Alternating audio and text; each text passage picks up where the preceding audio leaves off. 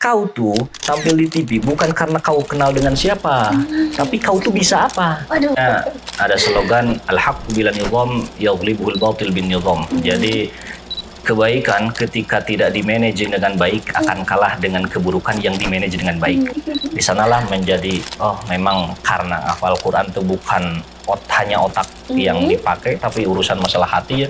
Urusan kita ngafal Qurannya, kalau hatinya lurus, hatinya ikhlas, hatinya bersih, karena Quran adalah cahaya, tidak akan masuk ke dalam hati yang memang redup atau tidak ada cahaya gitu, tidak siap untuk menerima cahaya.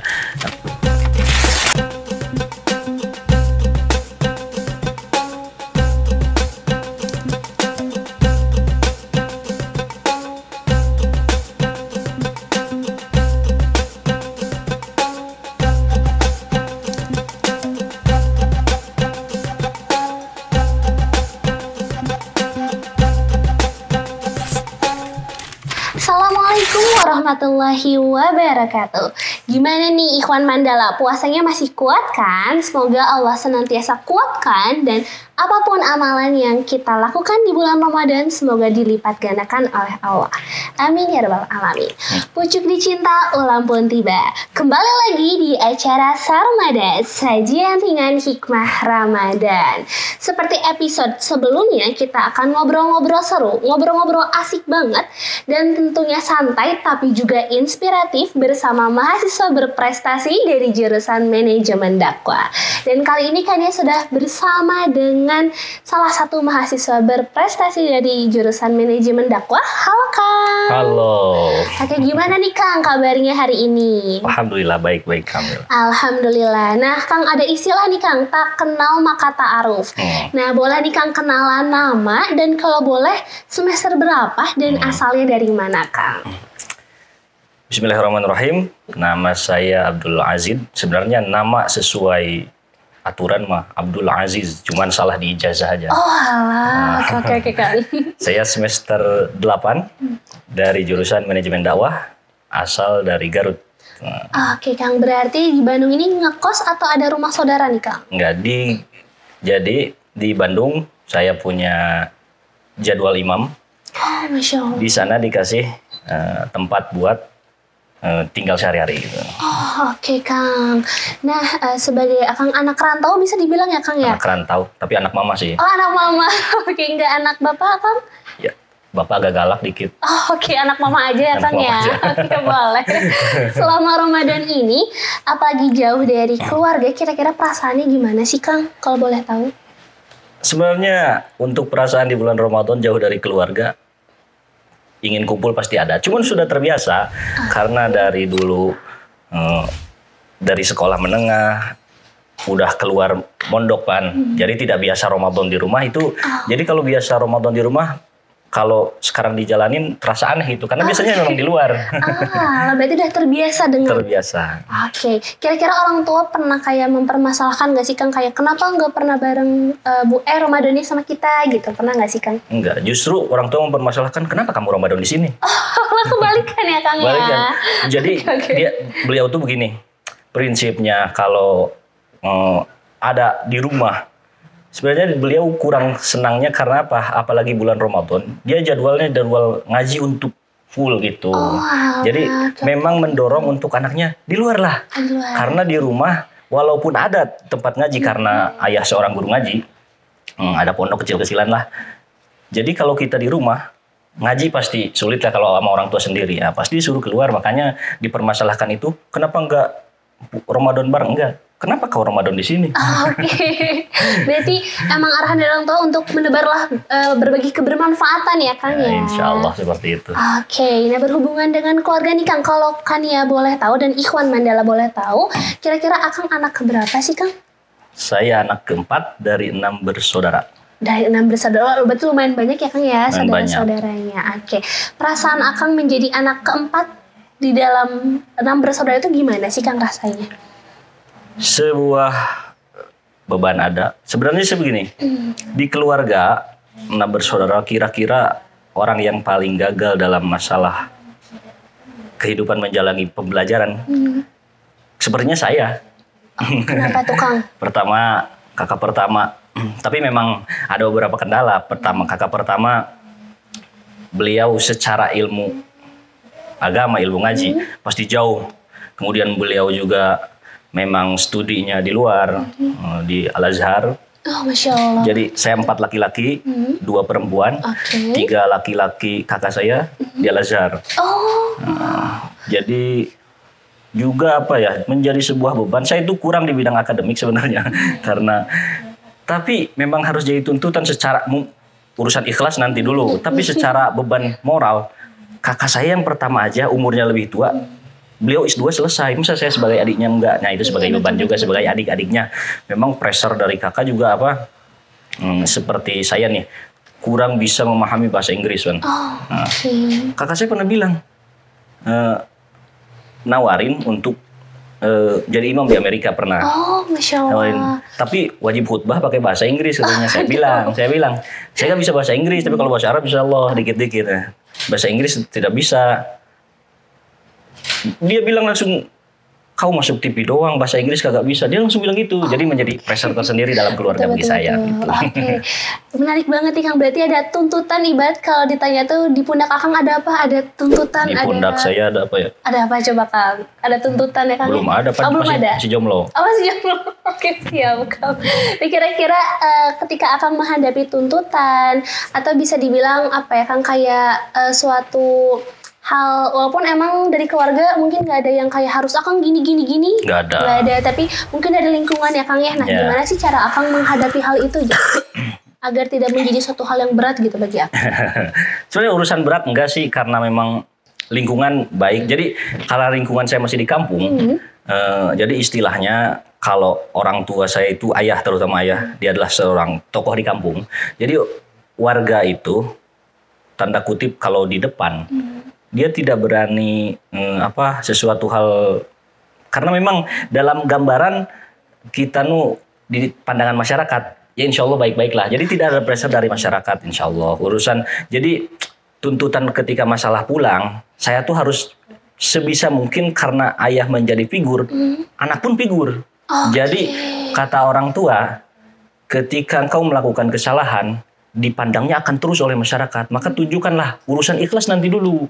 Karena untuk biar masyarakat tidak berstigma yang aneh-aneh kan. Makanya pulang ke rumah, kalau pasti Ramadan, ya pasti jadwal taraweh. Pulang Idul Fitri, ya pasti jadwal khutbah Idul Fitri. Pulang di hari-hari biasa, ya pasti ngisi pengajian punya ayah. Jadi ya ketika walaupun itu nanti urusan ikhlas atau tidak, ketika saya menyampaikan, setidaknya masyarakat, oh ternyata anaknya itu ada loh bekas dari bapaknya. Nah, berkaitan dengan hal itu, pernah menjadi suatu tekanan gak sih buat Akang, kayak jadi harus lebih menjaga apapun, menjaga sikap dimanapun? Kira-kira ada gak sih Kang? Iya pasti ada. Apalagi saya rata-rata, makanya pernah menjadi alasan, tapi sekarang enggak karena sudah terbiasa. Pernah menjadi alasan malas pulang ke rumah. Karena memang pasti setiap pulang ke rumah ketika ada jadwal pengajian ayah, kalau saya yang ada di sana pasti harus saya ngisi. Jadi tuntutanlah pada saya. Sedangkan apa yang diucapkan dengan perilaku saya sebenarnya tidak sesuai, tapi itu harus menjadi pembelajaran kan. Makanya kata penyair, sesuatu hal yang diucapkan itu adalah pengungkapan dari hati. Sedangkan yang diucapkan oleh saya sesuatu hal kebaikan, saya tahu lah sedikitnya masalah ilmunya. Tapi untuk menerapkan kesehariannya saya pun susah. Contoh, kata saya tentang menjelaskan bagaimana rukunnya masalah bersosial. Saya pun belum rukun karena masih diam aja di rumah, tidak menyapa warga, masih ada begitunya. Tapi insya Allah sekarang sudah terbiasa. Oke, sangat menarik Kang. Berarti Akang saat ini berada di lingkungan yang benar-benar positif, mendukung segala hal dan suportif lah gitu. Oke. Nah, selanjutnya kan dia pengen lebih mengulik nih tentang Akang, karena kan dia anaknya tuh kayak stalking gitu Kang. Kamu kepo sama aku ya? Iya betul Kang. Kayaknya kepo banget, kayak pengen banyak belajar gitu dari Akang. Tapi sebentar dulu Kang, akan ada satu yang lewat dulu nih. Boleh.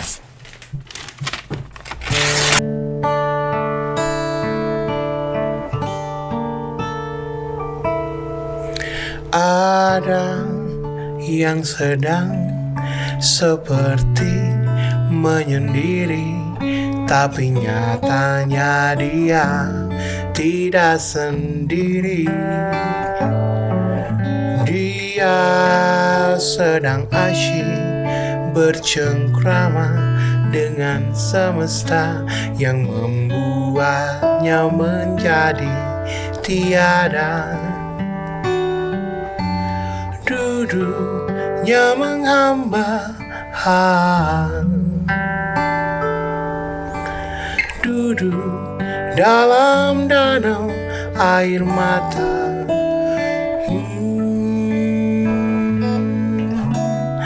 Ingin rasanya ku tenggelam bersamanya, mensyukuri luka perjalanan cinta.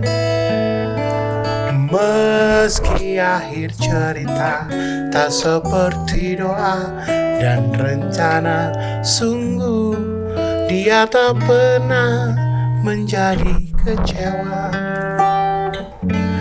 Hidupnya menghamba, menghamba hanya pada Allah saja. Ada yang sedang seperti menyendiri, tapi nyatanya dia tidak sendiri.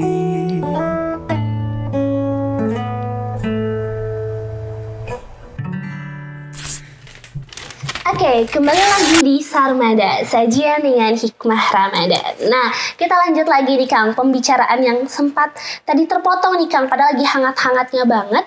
Dan Kania pengen nanya nih Kang, karena Kania orangnya stalking banget ya Kang, pengen tahu banget tentang Akang.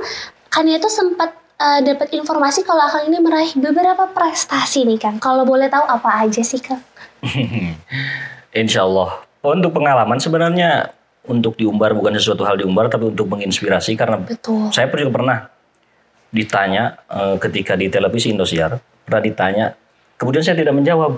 Ini bukan tempatnya untuk tawadu katanya. Nah, makanya saya ketika ditanya, ya saya ucapkan karena untuk menginspirasi, walaupun memang diri saya bukan inspirasi orang lain.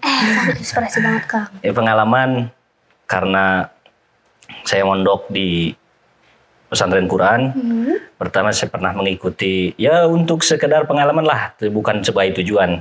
Untuk perlombaan memang saya suka, seperti saya pernah mengikuti MTQ, saya pernah mengikuti lomba dai, kemudian di daerah saya pernah juara, walaupun memang bukan bidang saya tadinya, tapi karena tadinya ayah adalah seorang figur, nah menjadi kebiasaan lah.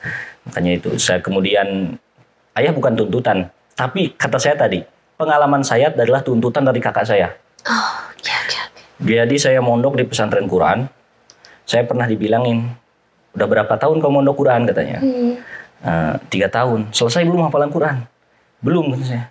3 tahun belum selesai, padahal kakak saya yang pertama, beliau menghafal Quran 10 bulan selesai. Yang kedua selesai, yang ketiga selesai. Menjadi beban lah pada saya. Betul. Maka saya keluar SMA, saya tidak langsung pergi kuliah.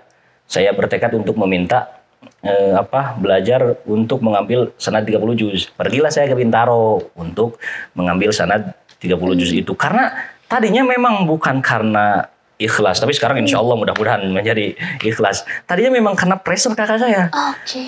Jadi bahan omongan, saya pernah diomongin ada warga, mungkin memang saya lagi masih kecil. Lihat loh, anaknya Ustadz, yang satu, yang kedua, yang ketiga, pada bagus loh, orangnya mondok, hafalannya selesai. Saya belum, saya pernah mendengar itu secara langsung. Nah, karena saya dulu hobinya memang main bola, main motor-motoran.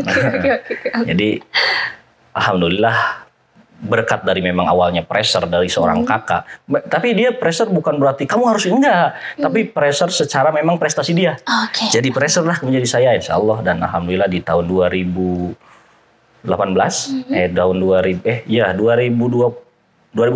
akhir saya menyelesaikan hafalan tersebut. Dan ya begitulah pengalaman dari menghafal, kemudian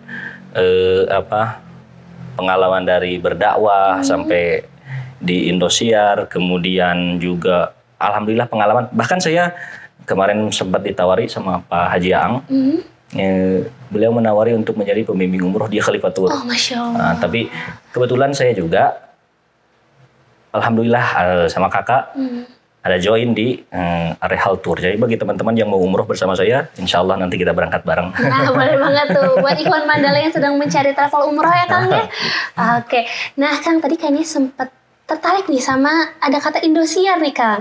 Setahu Kania tuh Indosiar tuh channel yang lumayan besar gitu di stasiun televisi. Nah kalau Kania boleh tahu kira-kira proses dari mulai Akang daftar sampai Akang akhirnya bisa menjadi final di program apa Kang kalau boleh tahu? Akademi Sahur Indosiar. Akademi Sahur Indosiar.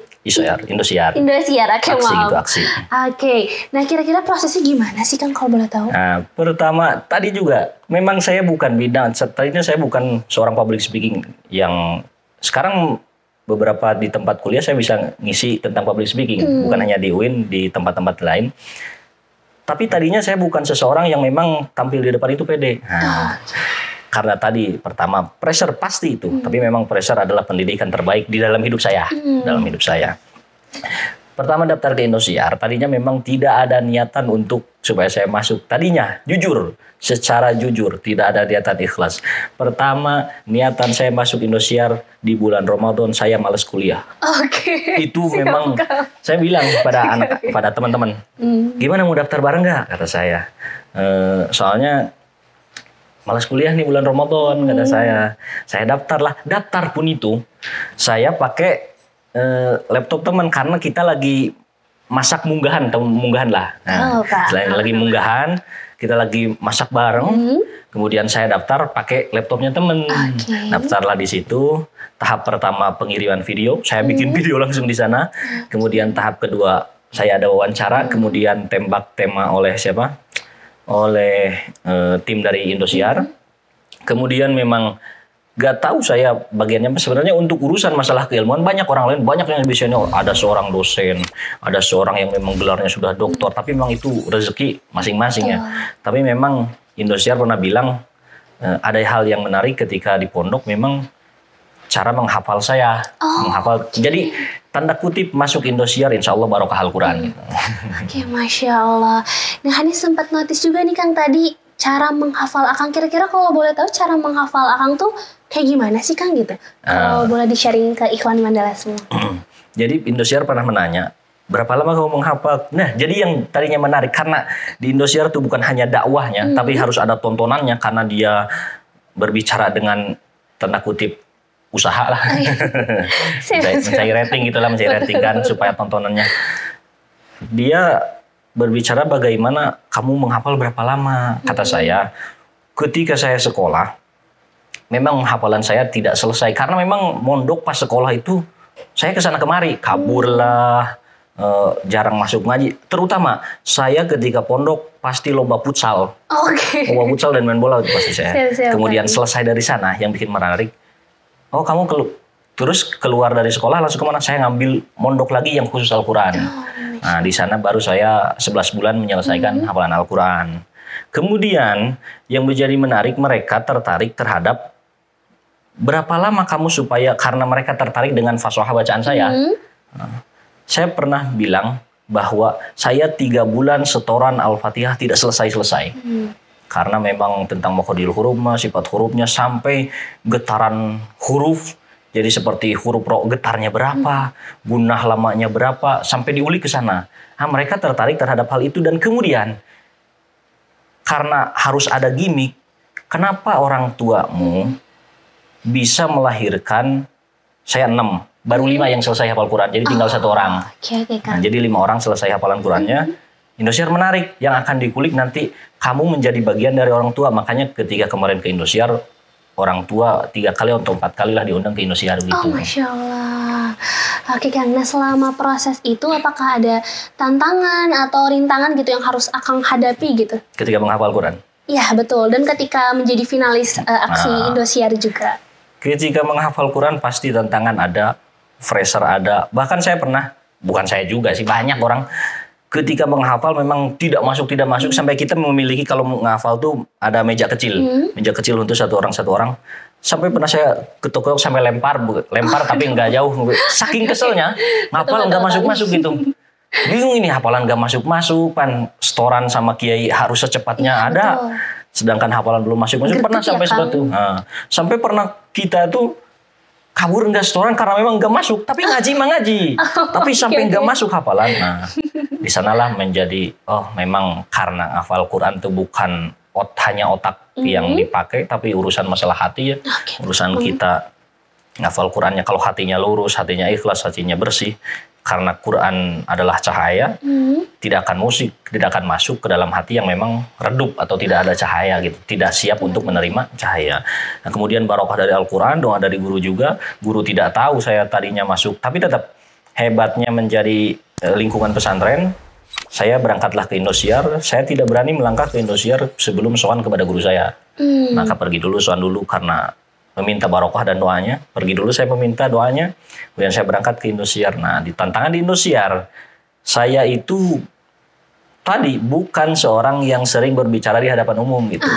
Tapi urusan masalah kayak nyampein agama itu gak pernah. Tapi urusan masalah kayak stand up. Makanya saya orangnya lucu. Kita juga lucu. Makasih lah Kang. Akang juga lucu. Masnya ada perasaan dikit.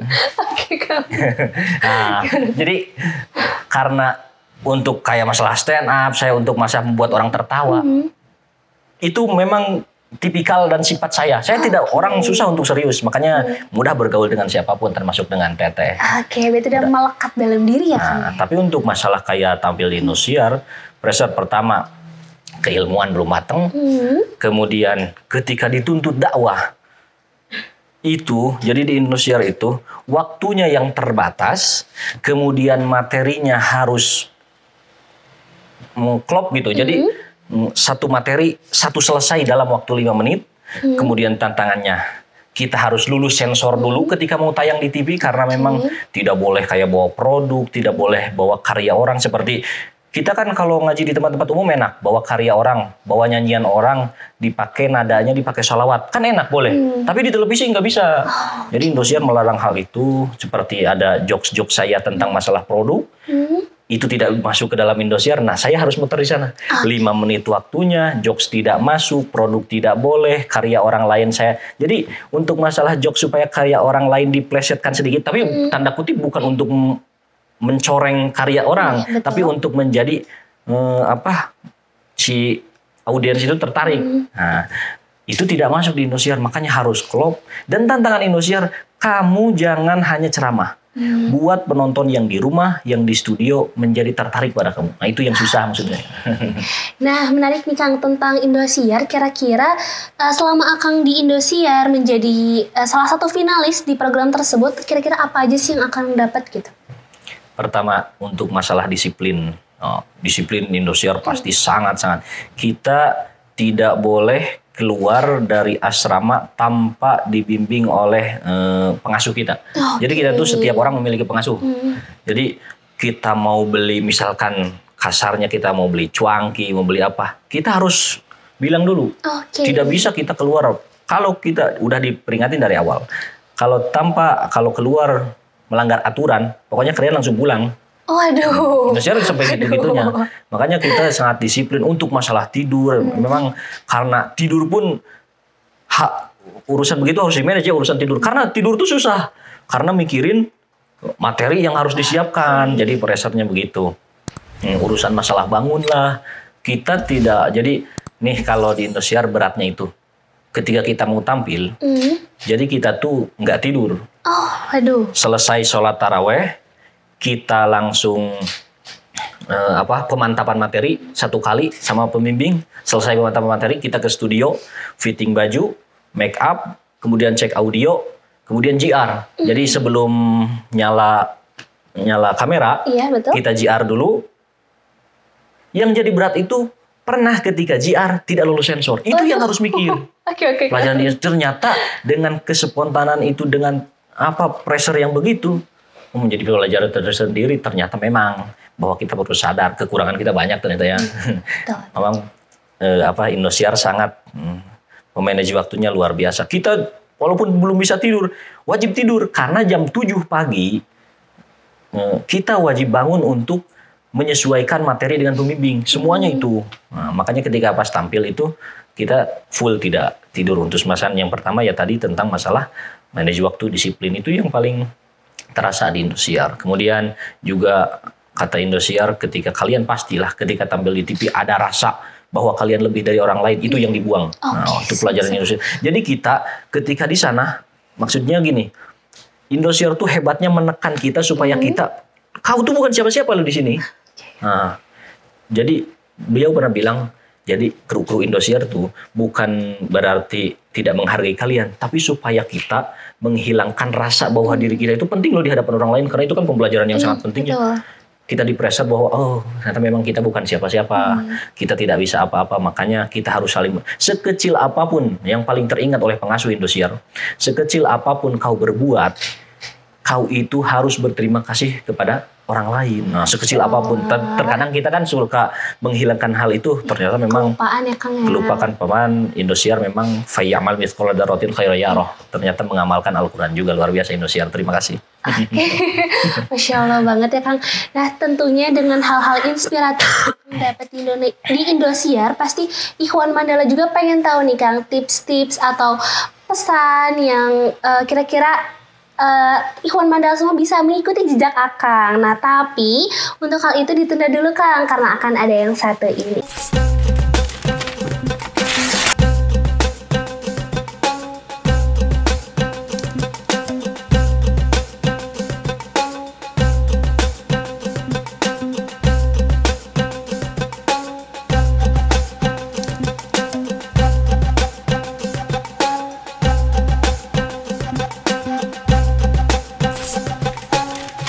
Oke, selamat datang kembali di Sarmada, sajian dengan hikmah Ramadan.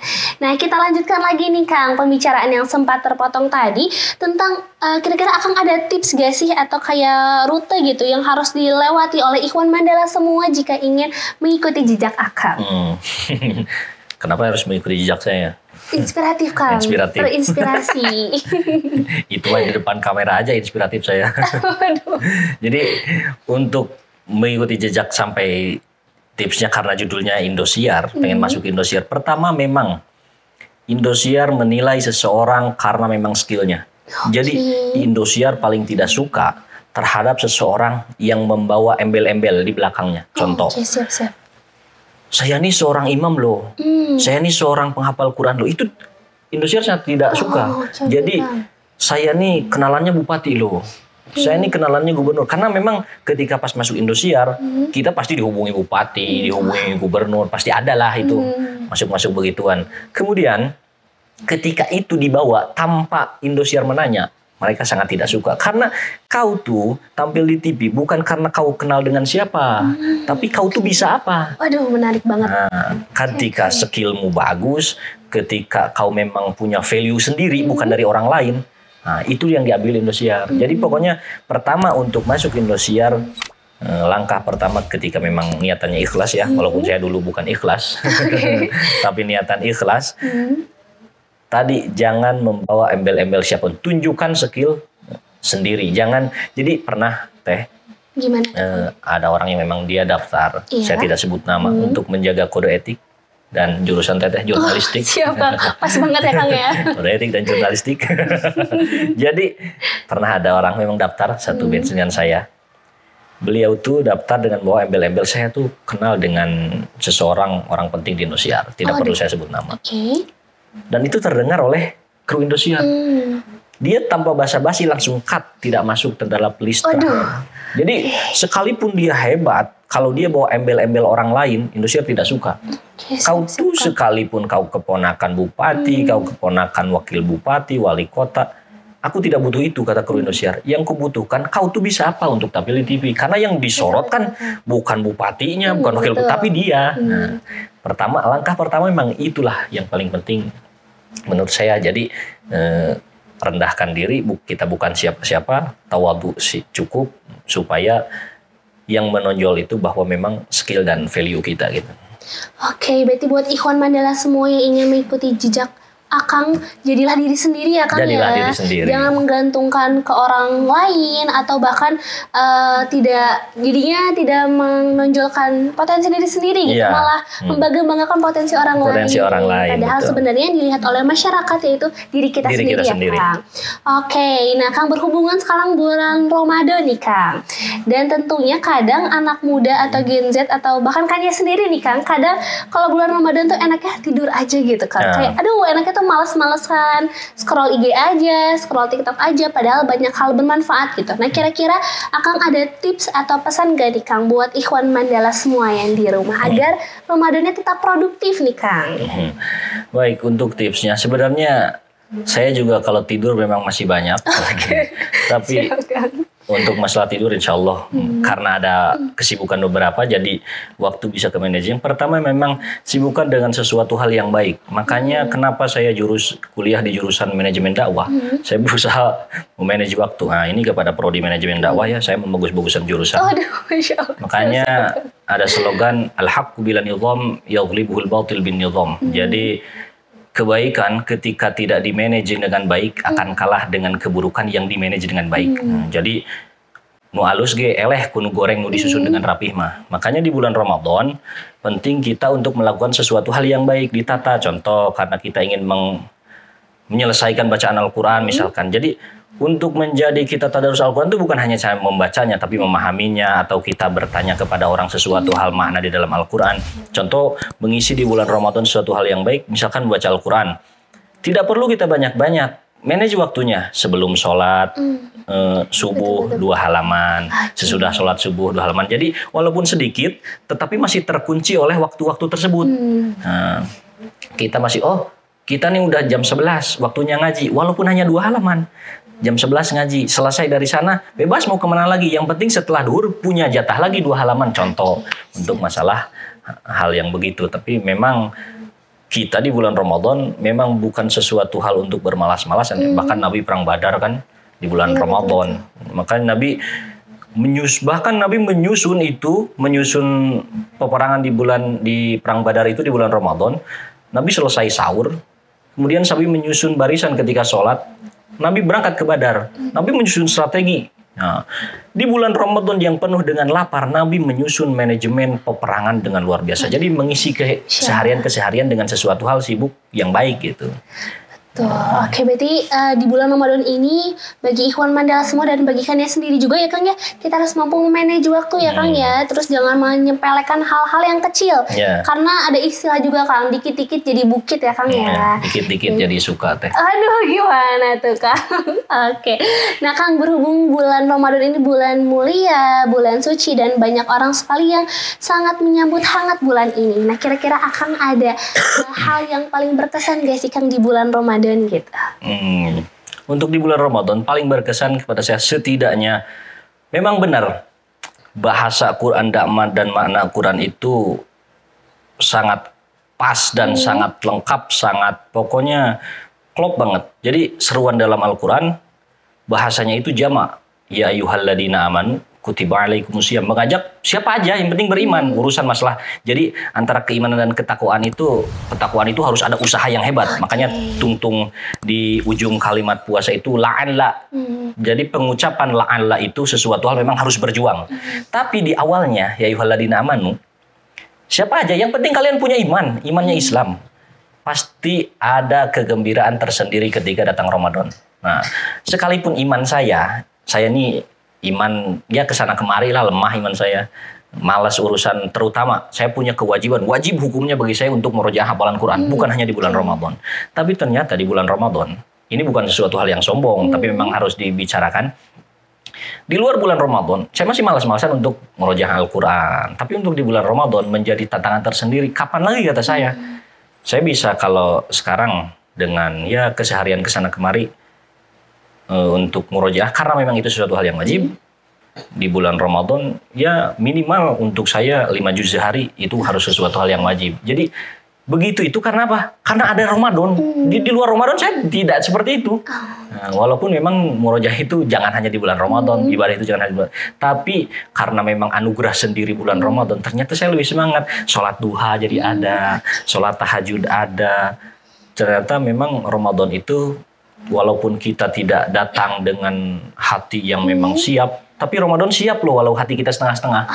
Masya Allah, benar-benar bulan suci, bulan keberkahan banget ya Kang bagi semua umat Islam, baik pun non-Islam kayak gitu. Karena yang non-Islam pun merasakan keberkahan, kebermanfaatannya. Sering kan ya lihat kayak jadi berburu takjil juga gitu Kang.